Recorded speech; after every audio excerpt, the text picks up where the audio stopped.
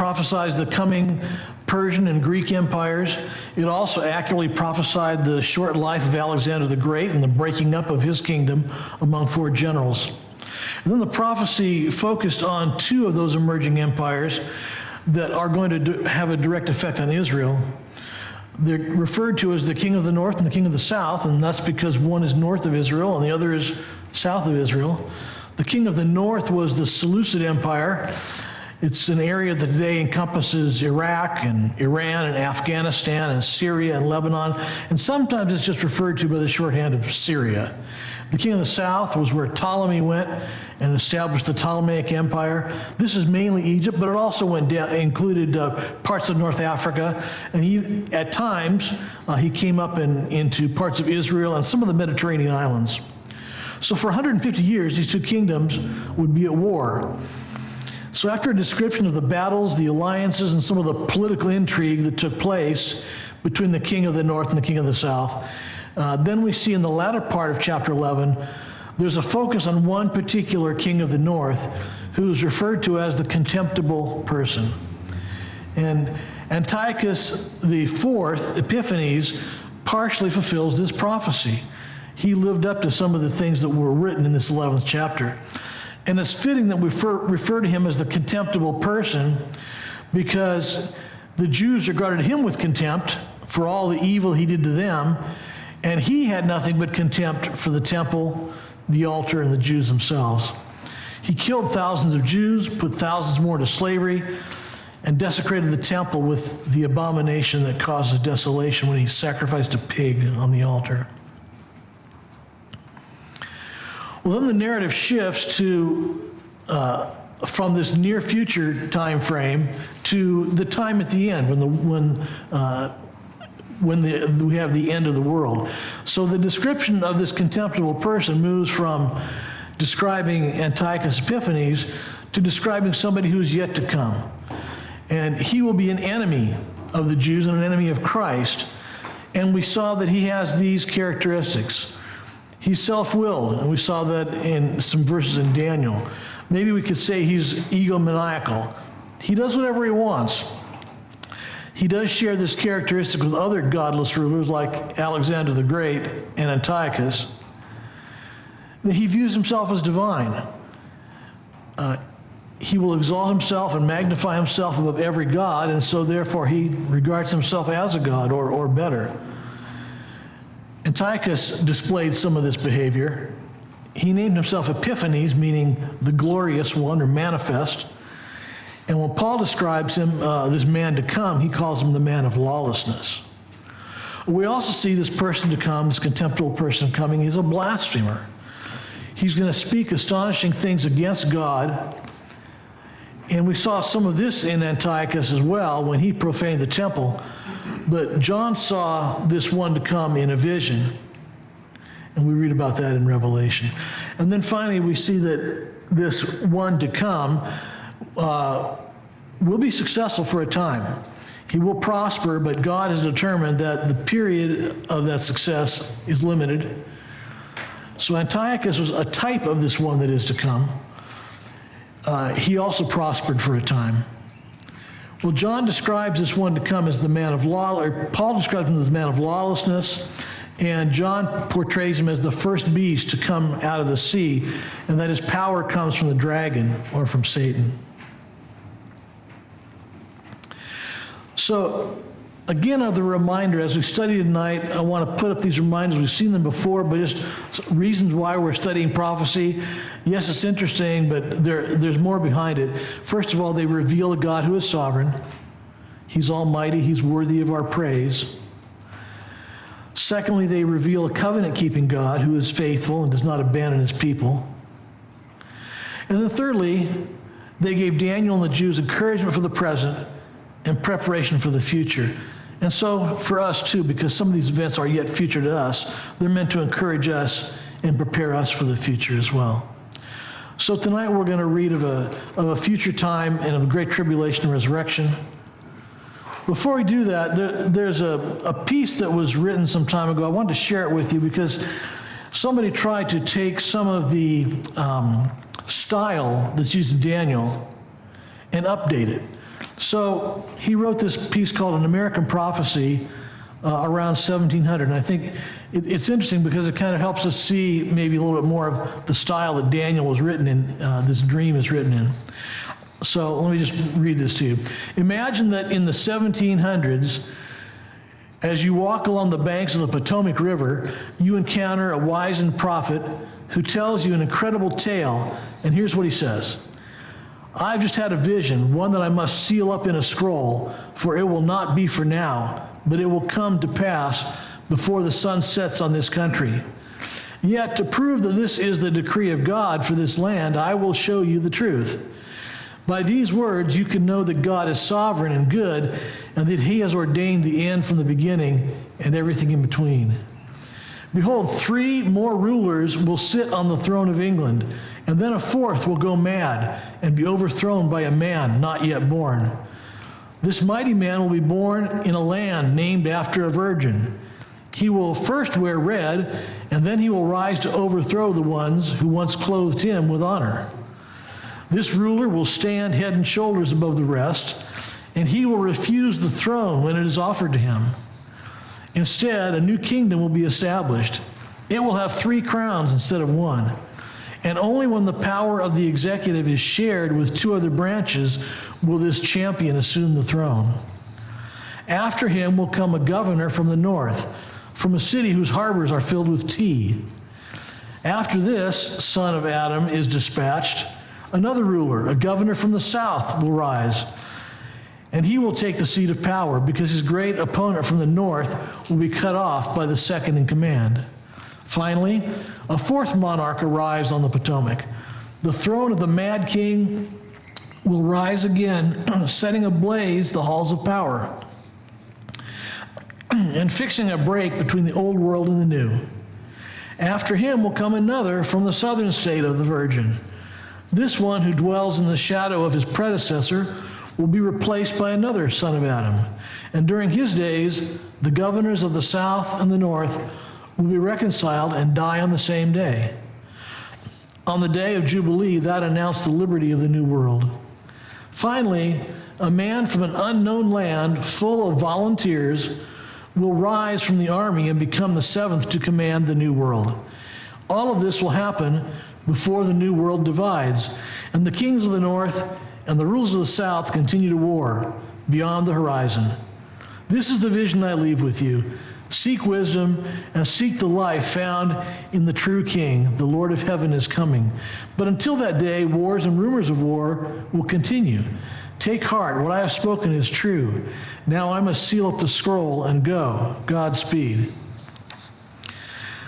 Now, returning to a consideration of this fabricated prophecy, if you know anything of Washington, Adams, Jefferson, Madison, Monroe, Adams again, and Jackson, the first 7 presidents, it's impossible not to hear in the words of this prophet the history of America. Even with enigmatic turns of phrase like a city whose harbors are filled with tea, or a man from an unknown land full of volunteers, it's clear from where we sit today that this describes the Boston Tea Party and Tennessee and Andrew Jackson. So some of these connections depend upon knowing the history of our country. If you don't know the basic contours of American story, this rambling prophecy will be utterly unrecognizable, perhaps as unrecognizable as Daniel 11. But if you know America's history, it is discernible, even enjoyable as a poetic turn of phrase evince various aspects of the history. And so that's how we approach Daniel 11 and 12 with this kind of understanding. So if you know American history, there are a lot of things in there that you recognize that sound familiar. And so in the same way, Daniel is kind of written in a way that as we know the history, we recognize more of what's going on there. So hopefully that's kind of an interesting little sideline there. Well, let's take a look at Daniel chapter 12, verses 1 and 2. Short reading tonight, and again, if you want to note a couple of important words, we'll make note of those. So Daniel 12, verse 1, at that time shall arise Michael, the great prince who has charge of your people, and there shall be a time of trouble such as never has been since there was a nation till that time. But at that time your people shall be delivered, everyone whose name shall be found written in the book. And many of those who sleep in the dust of the earth shall awake, some to everlasting life, and some to shame and everlasting contempt. Okay, so in this brief passage, what words did you note?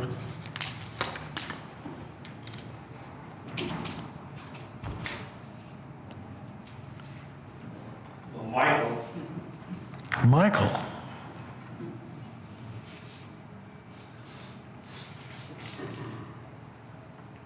Having trouble? Mm-hmm. Found written in the book. Sleep in the dust.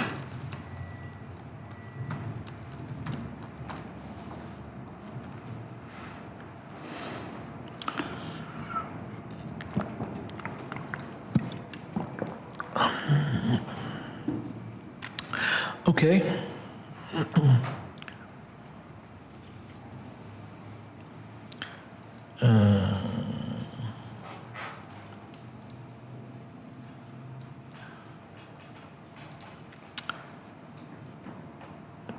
Okay, let's see here.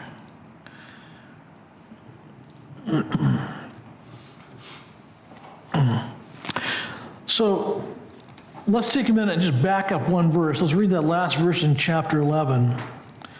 And he shall pitch his palatial tents between the sea and the glorious holy mountain, yet he shall come to his end with none to help him. So that was where we ended up last week as we read about this contemptible one to come, saying that he will prosper for a time, but he will meet his end. So Daniel 12 then sounds like a skipping ahead, but really it's not. It's backing up a little bit and restating some of what's already been said in chapter 11. In verse 1 it says, at that time. So what time is meant here? Well, it doesn't occur after chapter 11, but it's going back to this time of trouble, this time of great distress. So it's a bit of a flashback to what the angel was saying there in verses 36 to 45 of chapter 11. So it's about the time when this contemptible person is on the earth. The end of chapter 11 speaks about the military and political career of this person to come.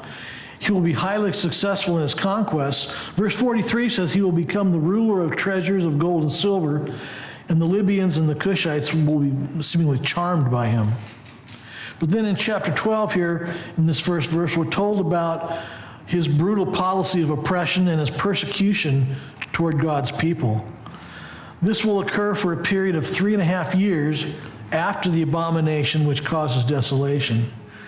Jesus described it this way in the Olivet Discourse. Somebody has Matthew 24, 15 to 22. Therefore, when you see the abomination of desolation, which was spoken of through Daniel the prophet, standing in the holy place, let the reader understand. Then those who are in Judea must flee to the mountains. Whoever is on the housetop must not go down to get the things that are in his house. Whoever is in the field must not turn back to get his cloak. But woe to those who are pregnant and to those who are nursing babies in those days. But pray that your flight will not be in the winter or on a Sabbath. For then there will be a great tribulation, such as has not occurred since the beginning of the world until now, nor ever will. Unless those days had been cut short, no life would have been saved, but for the sake of the elect, those days will be cut short. That's the description that Jesus gave of what here Daniel describes as this time of trouble or this time of distress.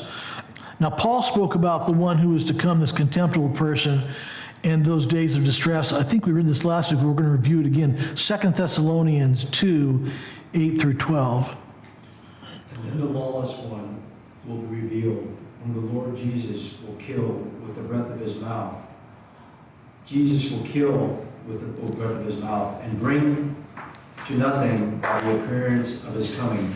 The coming of the lawless one is by the activity of Satan with all power and false signs and wonders, with all wicked deception for those who are perishing because they refuse to love the truth and so be saved. Therefore God sends them a strong delusion, so that they may believe what is false, in order that all may be condemned who did not believe the truth, but had pleasure in the unrighteousness. And then, of course, John has a lot to say about this time in Revelation, but we'll just take a look at one little piece of that, Revelation 12:15 to 17. The serpent followed water like a river out of his mouth, after the woman, to sweep her away with a flood. But the earth came to the help of the woman, and the earth opened its mouth and swallowed the river that the dragon had poured from his mouth. Then the dragon became furious with the woman and went off to make war on the rest of her offspring, on those who keep the commandments of God and hold to the testimony of Jesus. And he stood on the sand of the sea. So there in that imagery, the woman, there's an attempt to swallow up the woman representing Israel, representing the Jews. There's an attempt to swallow up, but it doesn't happen. There's protection there. So we often refer to these days as the Great Tribulation. Sometimes it gets referred to as that whole last 7-year period. The Great Tribulation often specifically refers more to the last 3.5 years. The Hebrew word that's used here means distress or affliction. It's a state of extreme pain and agony. When the Bible was translated from Hebrew into Greek in the Septuagint, the word that was used in Greek means physical pressure, like when grapes are crushed in a press. And then the word tribulation, while it doesn't appear in the Bible, it is from the Latin word tribulum. And here again, we get the same kind of idea. The tribulum was a threshing board that was used to separate the grain. And so the same idea where the Greek word has this crushing of grapes, you've got this pressing and squeezing taking place, is the idea that we get from the word tribulum or tribulation. It's going to be a time of pouring out of God's wrath in a few different ways. First, the physical creation is going to be affected by this. Now, again, a lot of Revelation deals with this, but we'll take a look at just one section in chapter 8, verses 5 through 12.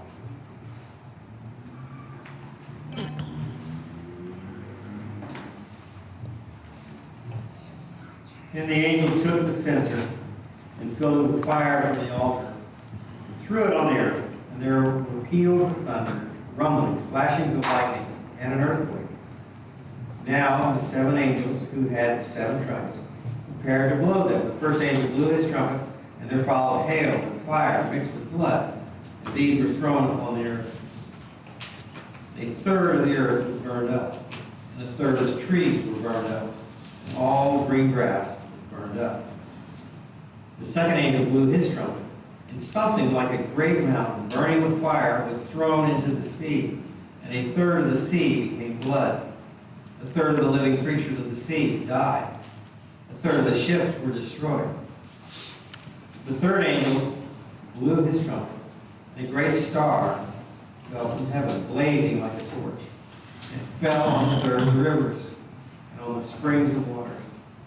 The name of the star is Wormwood. A third of the waters became wormwood. Many people died from the water because it had been made bitter. The fourth angel blew his trumpet, and a third of the sun was struck, and a third of the moon, and a third of the stars, so that a third of their light might be darkened, and a third of the day might be kept from shining, and likewise a third of the night. So this tremendous devastation that's brought on the earth, that's described in these verses, is the beginning. There's more coming, because after these 7 trumpets, there are 7 bowls. And so there's a lot more of pouring out of wrath on the earth and on the living things.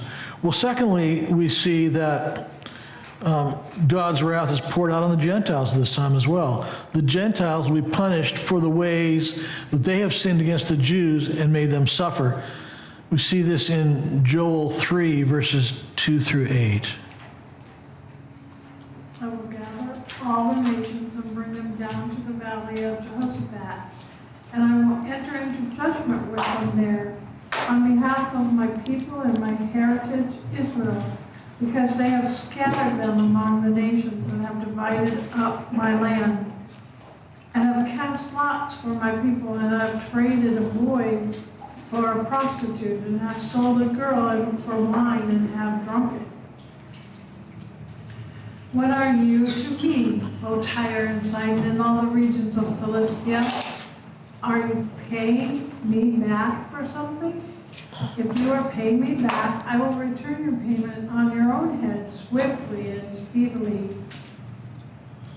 For you have taken my silver and my gold and have carried my rich treasures into your temples. You have sold the people of Judah and Jerusalem to the Greeks in order to remove them far from their own border. Behold, I will stir them up from the place to which you have sold them, and I will return your payment on your own head. I will sell your sons and your daughters into the hand of the people of Judah, and they will sell them to the Sabians, to the nation far away, for the Lord has spoken. So Gentiles have mistreated Jews throughout history, but there's a time when God's going to visit his judgment on the Gentiles and pour his wrath on them. He's going to hold them accountable. We also see this when Jesus is speaking in Matthew 25, and we won't read this, it's a longer section, but basically this is where we have the separation of the sheep and the goats. And there are different understandings of this, but one understanding is that this is what's happening at the end of the tribulation period, when Jesus is going to come and separate them, and he's going to reward some, and the people are going to say, well, you know, when did we ever help you, Lord? And he says, well, when you saw the poor, when you fed the people, when you did to the least of these, you did it to me. And then the other group says, well, we never hurt you, Lord. And they get the opposite answer. So that's the Matthew reference there. Is that in the interval, the 700 day, the 73-day interval that happens? Some would say yes. But It's not clear. I don't know. Do you have a view on that? Yeah, it's not clear. Yeah, that's what But I've heard different things, but I would say I've never heard it. I've heard so many different things about it. Yeah, some say that last 45 or 75 days. That's what's happening, but again, it's not clear.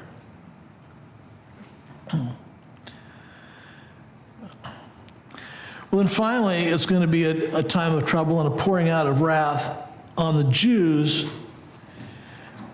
This, I would say, is a little bit different because it's not only pouring out of wrath, it's also a time of purification. God is using this time to make things right, to purge and purify the Jews in preparation for what's to come. Paul tells us that all Israel will be saved, and we'll note that. That's in Romans 11, 26 and 27.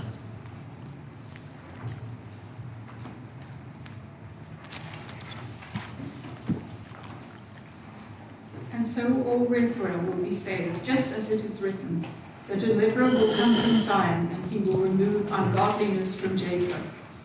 This is my covenant with them, when I take away their sins. So notice there, yes, all Israel will be saved, but there's a caveat there that there's going to be some cleansing take place. He's going to take away the sin. So there's a time of cleansing and purging for the Jews in preparation for the return of their Messiah. Amos talks about this, Amos 9 through 12. For behold, I will command and shake the house of Israel among all the nations, as one shakes with a sieve. But no pebble shall fall to the earth. All the sinners of my people shall die by the sword, who say, disaster shall not overtake or meet us. In that day I will rise up, the booth of David that is fallen, and repair its breaches, and raise up its ruins, and rebuild it as in the days of old, that they may possess the remnant of Edom, and all the nations who are called by my name, declares the Lord, who does this. As we look back to some of the happenings, the Holocaust that happened in World War II, it's something that still horrifies us. 6 million Jews that were slaughtered. But that horror is going to be nothing compared to what's coming. because we read that there's going to be this extensive purging that's going to reach 2/3 of all the Jews. Zechariah tells us this in Zechariah 13, verses 8 and 9. In the whole land, declares the Lord, 2/3 shall be cut off and perish, and 1/3 shall be left alive. And I will put the third into the fire, and refine them as one refines silver, and test them as gold is tested. They will call upon my name, and I will answer them. I will say, they are my people, and they will say, the Lord is my God. So it is a time when God is taking out his vengeance, but there's a time of purification too, so that while 2/3 of the Jews are lost, the remaining 1/3 will be purified, and they'll be saved by their faith in the Messiah. We see this in those other verses, Zechariah 12, 10 through 14, and 13, verse 1. This describes God's salvation of his people.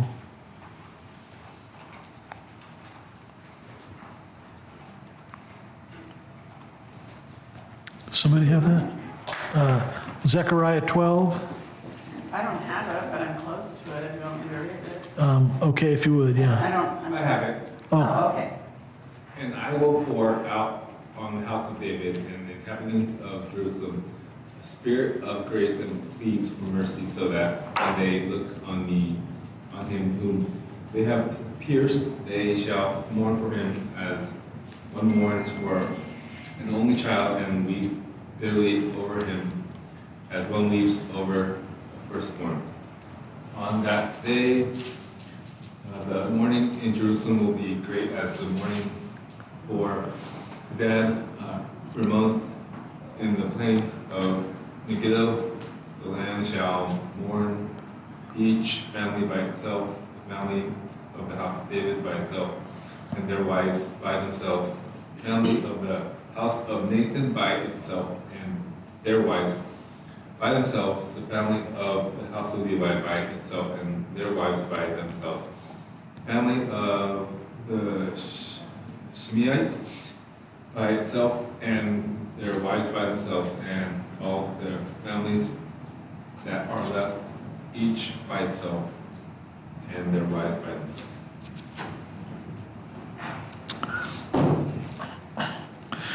Well, when does all this horror come to an end? Jesus said that God would cut short the time, as we just read in Matthew 24. Verse 1 of Daniel 12 tells us that the angel Michael will arise. He's called the Prince of your people. Jude refers to him as an archangel. He's the angel who is assigned to Israel, if you will. He stands guard over them.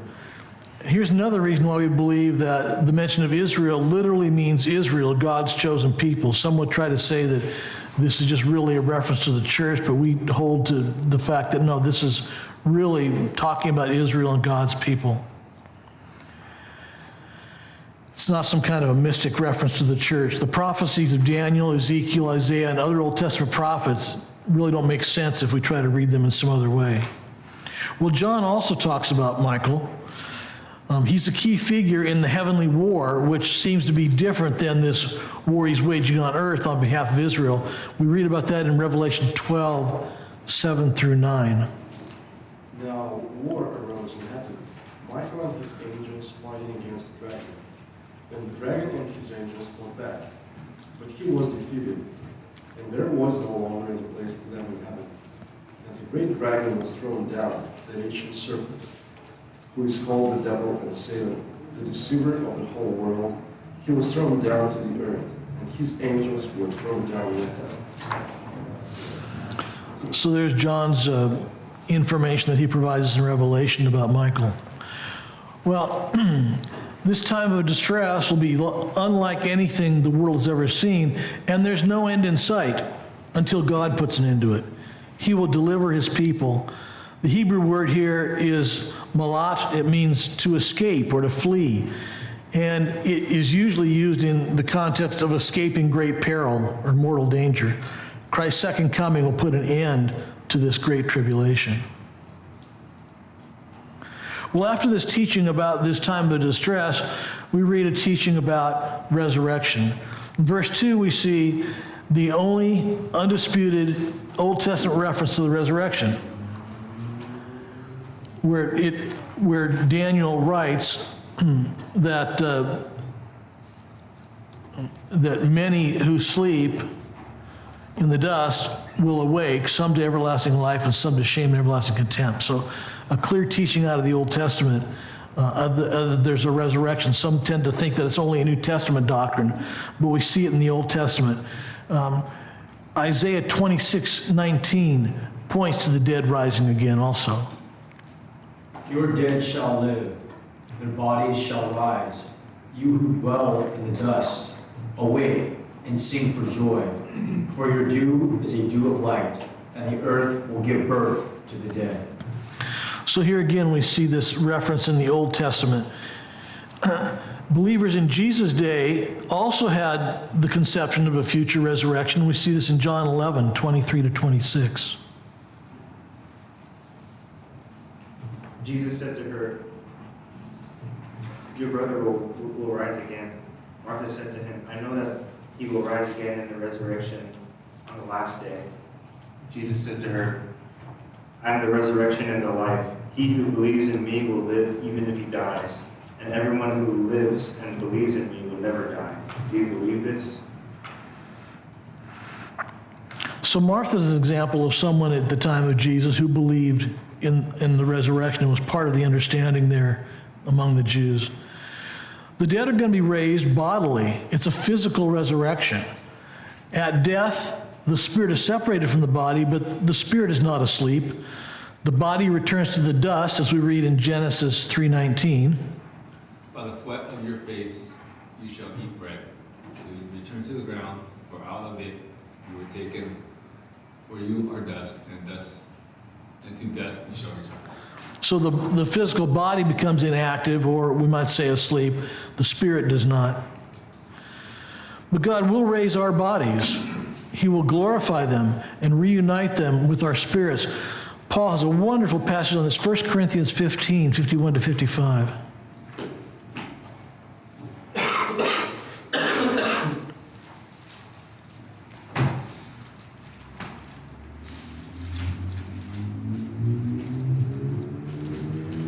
Does somebody have that one? Oh, okay. I do. 1 Corinthians. Behold, I tell you a mystery. We will not all sleep, but we will all be changed. In a moment, in the twinkling of an eye, and at the last trumpet. For the trumpet will sound, and the dead will be raised imperishable, and we will all be changed. For this perishable must put on the imperishable, and this mortal must put on immortality. But when this perishable will have put on the imperishable, and this mortal will have put on immortality, there will come about the saying that is written, death is swallowed up in victory. Death, where is your victory? O death, where is your sting? So some will, as Daniel says here, some will rise to everlasting life, others to shame and everlasting contempt. Jesus spoke about this resurrection in John 5:28-29. Do not marvel at this, for an hour is coming in which all who are in the tombs will hear his voice, and will come forth, those who did the good deeds to a resurrection of life, those who committed the evil deeds to a resurrection of judgment. So, of course, the reference there to deeds, it's not the deeds themselves to say, but the deeds are the fruit that comes out of our faith, out of our being saved. So we also see here that these resurrections don't happen all at once. There's a first resurrection, and there's a second resurrection. And the angel presents Daniel with the truth that there will be a resurrection of life and a resurrection to judgment. So let's take a look at these two resurrections. Now, as always, when we get into some of these details, we say there are good people that have different opinions on this thing, so we'll cling lightly to some of these. But let me lay out generally what is a premillennial view of this, and even within premillennial circles, there are going to be some disagreements, but I think this will be helpful to take a look at some of this. So the first resurrection happens in stages. Okay? The first stage is Jesus himself. He's the first fruits. God commanded the Israelites to celebrate the Feast of First Fruits when he delivered them from Egypt. So let's read about this, Leviticus 23:10.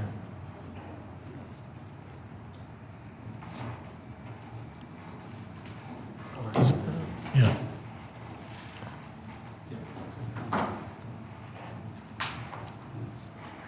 Speak to the people of Israel and say to them, when you come into the land that I give you and reap its harvest, you shall bring the sheaf of the first fruits of your harvest to the priest. So the Israelites were to bring the first grain they harvested to the priests, and it was to be offered to God. These offerings were a sign and a promise of a greater harvest to come. This was to be celebrated during Passover week on the day after the Sabbath of Passover week. So if you'll recall, when Jesus died, he died on the Passover, which was a Friday that year. The next day was the Sabbath. And so the day after that, that Sunday, was the Feast of First Fruits, and that was the day that Jesus rose. So he rose on that day of first fruits. And his rising on that day as the first fruits symbolized that there's a much greater harvest to come, and that includes us. Now, just as a footnote here, some would point to the comment, I think it's in Matthew, where there were people that came out of the grave at the time that Jesus was crucified as he rose. Other people came out of the grave and were seen by many. So some people throw that in as kind of part of the first fruits. I'm not so sure about that. We don't really know what happened to those people, right? We assume that they were like Lazarus, that they died again. There's no record that they were ascended. But I'll leave them out, but some might include them. The second stage of this first resurrection is going to occur at the rapture of believers. And this is going to happen, we believe, before the tribulation. Paul talks about this when he writes to the Thessalonians, 1 Thessalonians 4, 13 to 18.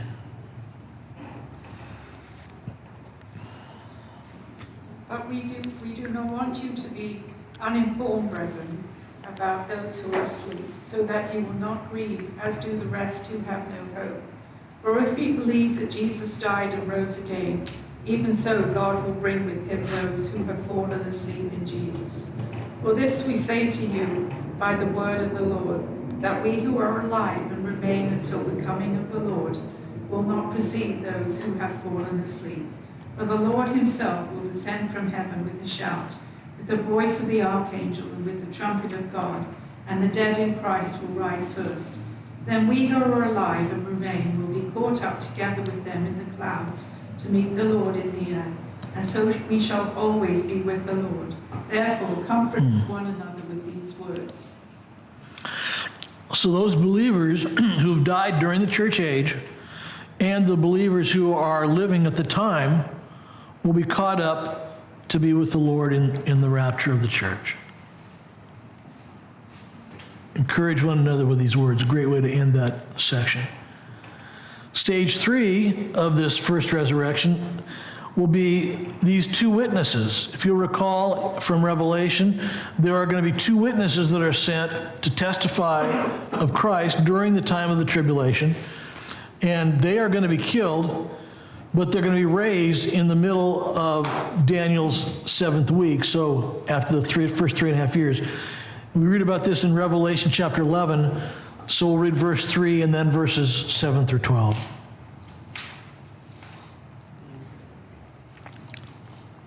And I will grant authority to my two witnesses, and they will prophesy for 1 1,260 days, clothed in sackcloth.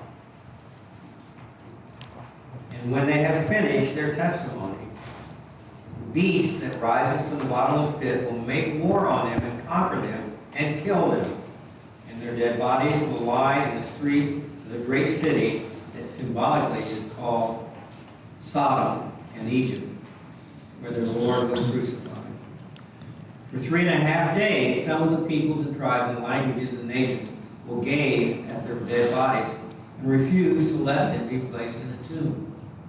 And those who dwell on the earth will rejoice over them and make merry and exchange presents, because these two prophets had been a torment to those who dwell on the earth. But after 3.5 days, a breath of life from God entered them, and they stood up on their feet, and great fear fell on those who saw them. Then they heard a loud voice from heaven saying to them, "Come up here." And they went up to heaven in a cloud, and their enemies watched them. So we see these two witnesses come and preach, they're killed, they die, and they're raised from the dead, and they ascend up into heaven.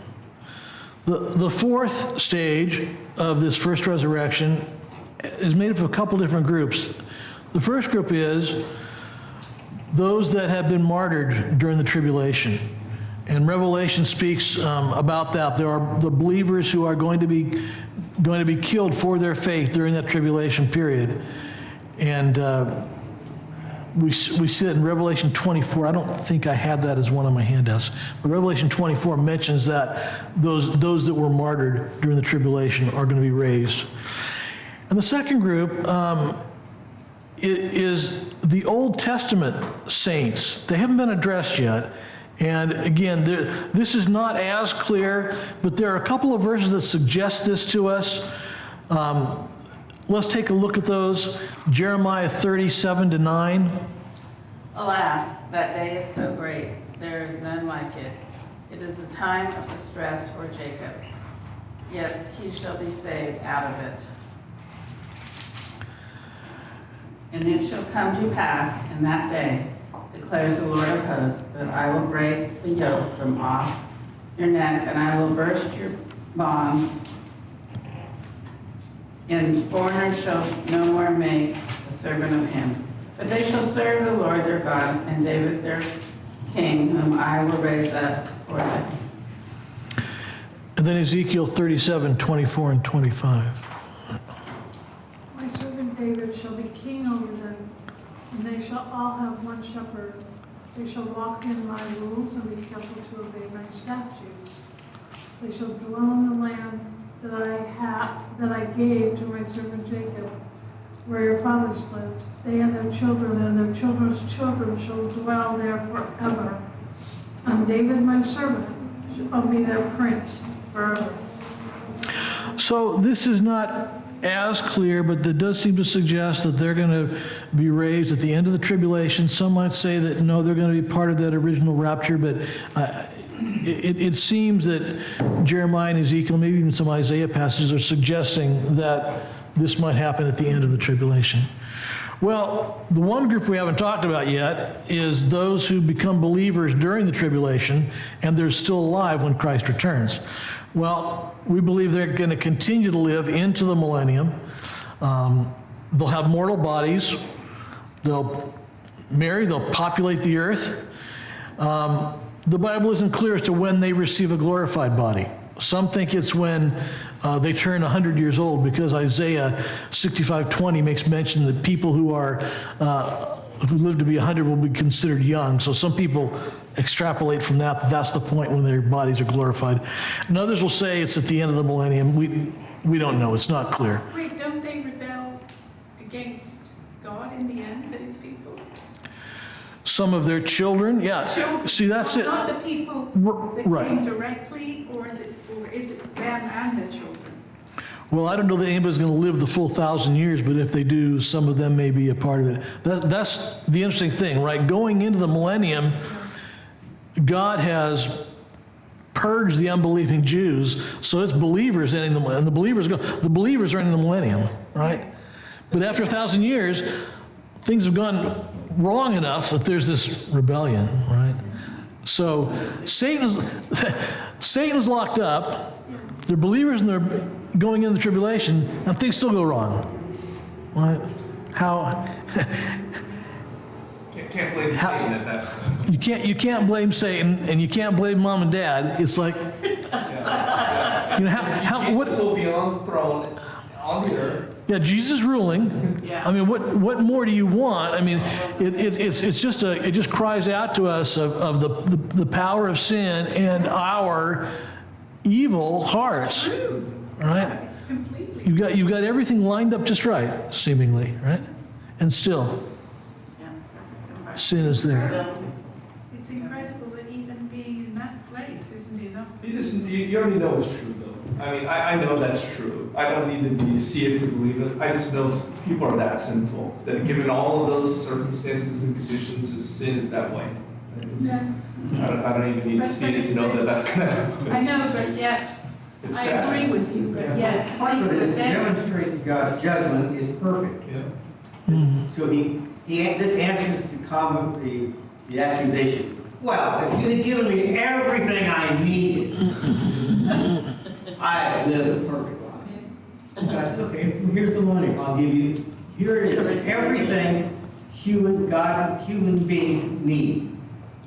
You know, Bible doctrine, pastor teachers that actually teach parents who are born again Christians, 1,000 years to figure it out. Satan's locked Think up. about how many generations had to be born during that period.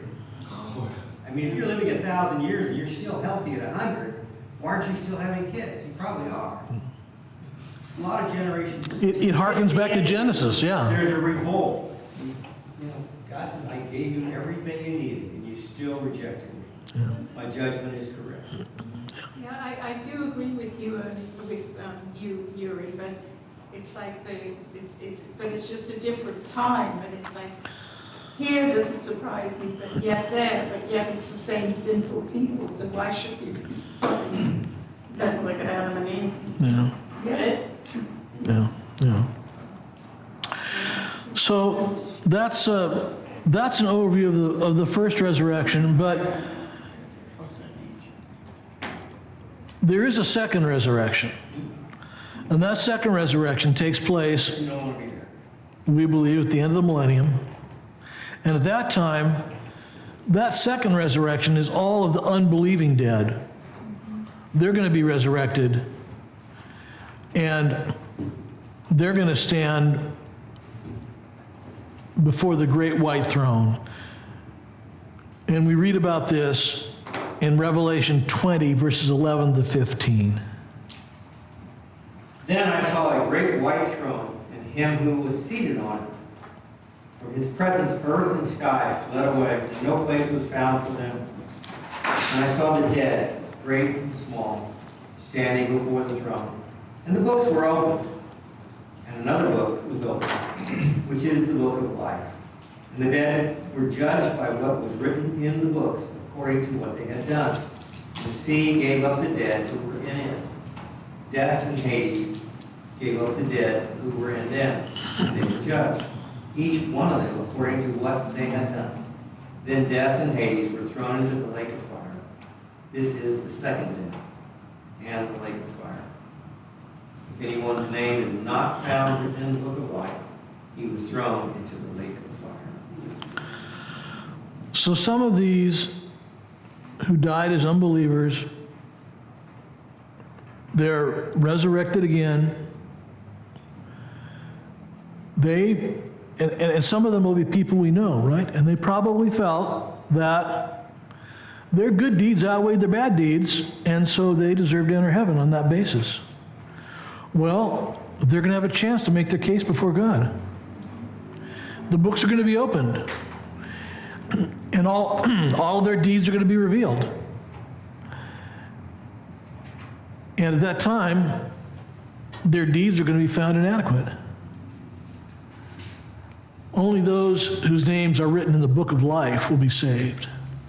And the others, as we read, will be thrown into the lake of fire. Well, we tried to pump a lot out of those first two verses in Daniel tonight. So let's just ask a couple of questions here. What do we see in this brief passage about God and his character? We touched on a little bit of this. He's going to do what he said he's going to do. He's Yeah. the judge. Yeah. He's given us everything we would need to follow him and believe, know, and see prophecy. And you see it even to, he wants us to know what he's going to do ahead of time, which is why he's given it to us in the prophets and Revelation. I kind of feel like the whole kind of tapestry you've painted that he's really asking you to reflect on it, like really dig deep, because even at the end when the two prophets that are slain in the street, I can just imagine you sitting there and being like, wait a minute, like, and they're just out there 3 days dead, and you know, and then suddenly they're resurrected, and you're like, wait a minute, are these zombies? You know, like there's that self-doubt that, you know, like could there be that, you know, question in your mind? And with what Pastor you were saying, that how sinful we are, it's that mind that always questions, right? And that in itself, inquisitively, is the linchpin. And that's where the relationship, I think, that he really wants us to examine ourselves. I mean, and really dig deep to understand what that the resurrection will come, but even then you'll still have doubts, right? Like in the tribulation. And that's what I'm seeing. It's like really profound in my mind. One of the things that convinces me that we're living at the end of the age, so many of the prophecies that are shown here, we couldn't even imagine happening before the 20th century. The idea of being able to see three guys laying in the street in Jerusalem, around the world, and having an impact on the whole world wasn't possible before the 20th century. No, we can see how. You know, so now you can watch, for 3.5 days, you can watch them on CNN or whatever. And this even suggests that during the tribulation, it will be so horrific that they won't blur the dead body. He'll be laying there in the street, you know, festering or whatever just, you know, there's so many things that are now in place that are improbable or even from a human perspective impossible until recently. God knew. Yeah.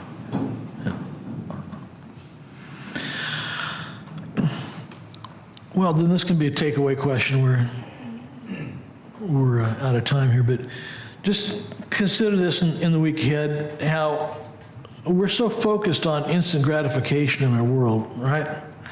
So how can we live in such a way to show others the benefits of waiting for the inheritance of God that God's promised us? Well, Okay. how we choose to live, not choosing the quick fixes and the things that the world does, like, you know, we don't know whatever those things are.